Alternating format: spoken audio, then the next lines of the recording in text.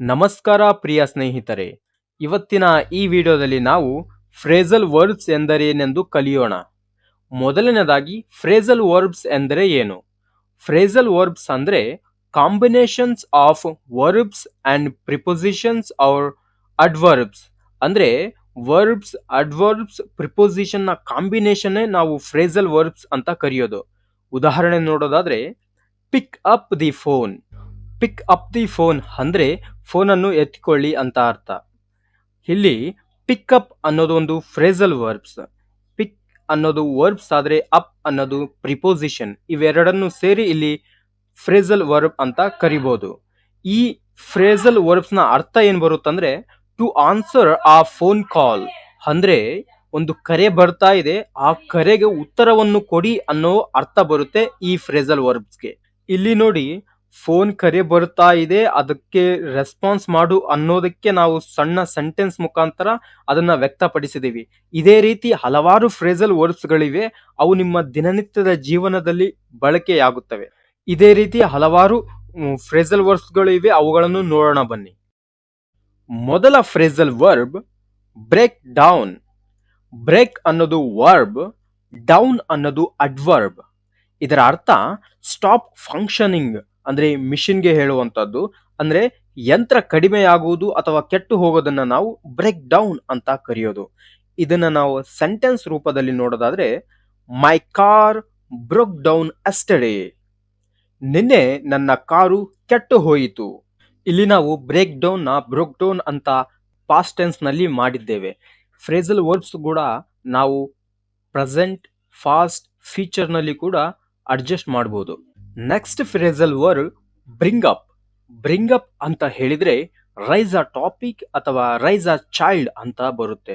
ಅಂದ್ರೆ ಕನ್ನಡದಲ್ಲಿ ಅರ್ಥ ವಿಷಯವನ್ನು ಪ್ರಸ್ತಾಪಿಸುವುದು ಅಥವಾ ಹೇಳುವುದು ಅಂತ, ಇಲ್ಲಾಂದ್ರೆ ಮಕ್ಕಳನ್ನು ಬೆಳೆಸುವುದು ಅಂತ ಅರ್ಥ ಬರುತ್ತೆ.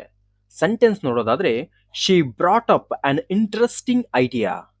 ಅವಳು ಒಂದು ರೋಚಕ ಯೋಜನೆಯನ್ನು ಪ್ರಸ್ತಾಪಿಸಿದಳು. ಈ ಸೆಂಟೆನ್ಸ್ ನ ಅರ್ಥ ಏನಪ್ಪಾ ಅಂದ್ರೆ ಯಾವುದೇ ಒಂದು ಮೀಟಿಂಗ್ ಅಥವಾ ಡಿಸ್ಕಷನ್ ನಡೆಯೋ ಸಂದರ್ಭದಲ್ಲಿ ಅವಳಿಗೆ ಒಂದು ಐಡಿಯಾ ಬರುತ್ತೆ. ಆ ಐಡಿಯಾವನ್ನು ಎಲ್ಲರಿಗೂ ಗೊತ್ತು ಆಗೋ ತರ ಎತ್ತಿ ಹೇಳುತ್ತಾಳೆ ಅದರ ಬಗ್ಗೆ.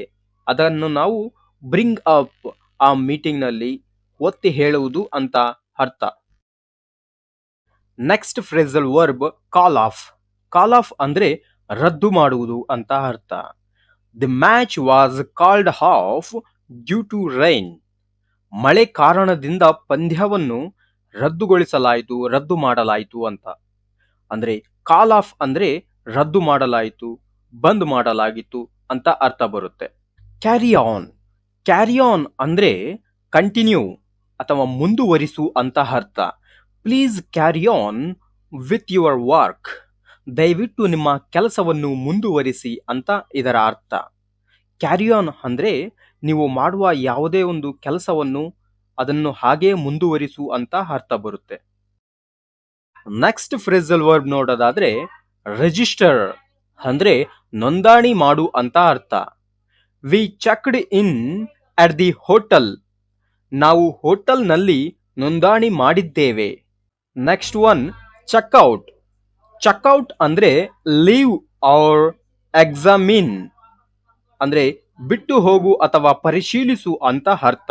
ಸೆಂಟೆನ್ಸ್ ನಲ್ಲಿ ನೋಡೋದಾದ್ರೆ they checked out for the hotel early. ಅವರು ಹೋಟೆಲ್ನಿಂದ ಬೇಗ ಹೊರಟರು ಅಂತ ಅರ್ಥ ಬರುತ್ತೆ. Next one come across. Come across ಅಂದ್ರೆ ಫೈಂಡ್ ಬೈ ಚಾನ್ಸ್. ಆಕಸ್ಮಿಕವಾಗಿ ಕಾಣಿಸಿಕೊಳ್ಳುವುದನ್ನು ನಾವು ಕಮ್ ಅಕ್ರೋಸ್ ಅಂತ ಕರಿತೀವಿ. ಇದನ್ನ ಸೆಂಟೆನ್ಸ್ ನಲ್ಲಿ ನೋಡೋದಾದ್ರೆ I came across an old photo. ನಾನು ಆಕಸ್ಮಿಕವಾಗಿ ಹಳೆಯ ಫೋಟೋ ಒಂದನ್ನು ಕಂಡೆ. Cut down. ಕಟ್ ಡೌನ್ ಅಂದ್ರೆ ರಿಡ್ಯೂಸ್, ಕಡಿಮೆ ಮಾಡುವುದನ್ನು ನಾವು ಕಟ್ ಡೌನ್ ಅಂತ ಕರೆಯೋದು. You should cut down on sugar. ನೀವು ಸಕ್ಕರೆ ಕಡಿಮೆ ಮಾಡಬೇಕು. Next phrasal verb drop off. Drop off ಅಂದ್ರೆ ಡೆಲಿವರ್ ಆರ್ ಫಾಲ್ ಅಸ್ಲೀಪ್. ಅಂದ್ರೆ ತಲುಪಿಸುವುದು ಅಥವಾ ಇಳಿಸುವುದು, ನಿದ್ರೆ ಹೋಗುವುದು. ಇದನ್ನ ನಾವು ಡ್ರಾಪ್ ಆಫ್ ಅಂತ ಕರೆಯೋದು. ಸೆಂಟೆನ್ಸ್ ಮುಖಾಂತರ ನೋಡೋದಾದ್ರೆ can you drop off the package. ನೀವು ಪ್ಯಾಕೇಜ್ ಅನ್ನು ಬಿಡಬಹುದೇ, ಅಂದ್ರೆ ಮೇಲಿದ್ದ ಕೆಳಗಡೆ ಬಿಡಬಹುದೇ ಅಂತ ಇದರ ಅರ್ಥ. ಹೀಗೆ ಈ ವರ್ಡ್ನ ಬೇರೆ ಬೇರೆ ಸೆಂಟೆನ್ಸ್ ನಲ್ಲಿ ಬಳಸಿದ್ರೆ ಇದರ ಅರ್ಥ ಬೇರೆ ಬೇರೆ ರೀತಿಯಲ್ಲಿ ಬರುತ್ತೆ. Fall apart. ಫಾಲ್ ಅಪಾರ್ಟ್ ಅಂದ್ರೆ ಬ್ರೇಕ್ ಇನ್ ಟು ಪೀಸಸ್, ಅಂದ್ರೆ ತುಂಡು ತುಂಡುಗಳಾಗಿ ಹಂಚಿ ಹೋಗುವುದು ಅಂತ ಅರ್ಥ ಬರುತ್ತೆ. ಸೆಂಟೆನ್ಸ್ ನಲ್ಲಿ ನೋಡೋದಾದ್ರೆ, the chair fell apart when I sat on it. ನಾನು ಕುಳಿತಾಗ ಕುರ್ಚಿ ತುಂಡಾಗಿತ್ತು. ವಿಡಿಯೋನು ಕೊನೆ ತನಕ ನೋಡಿದ ಎಲ್ಲರಿಗೂ ಧನ್ಯವಾದಗಳು. ಇದೇ ರೀತಿ ಹಲವಾರು ಫ್ರೇಸಲ್ ವರ್ಡ್ಸ್ ಗಳಿವೆ ನಮ್ಮ ಹತ್ರ. ನಿಮಗೆ PDF ಬುಕ್ಸ್ ಬೇಕಾದರೆ ನಮಗೆ ಈ ನಂಬರ್ ಅನ್ನು ವಾಟ್ಸ್ಆಪ್ ಮಾಡಿ.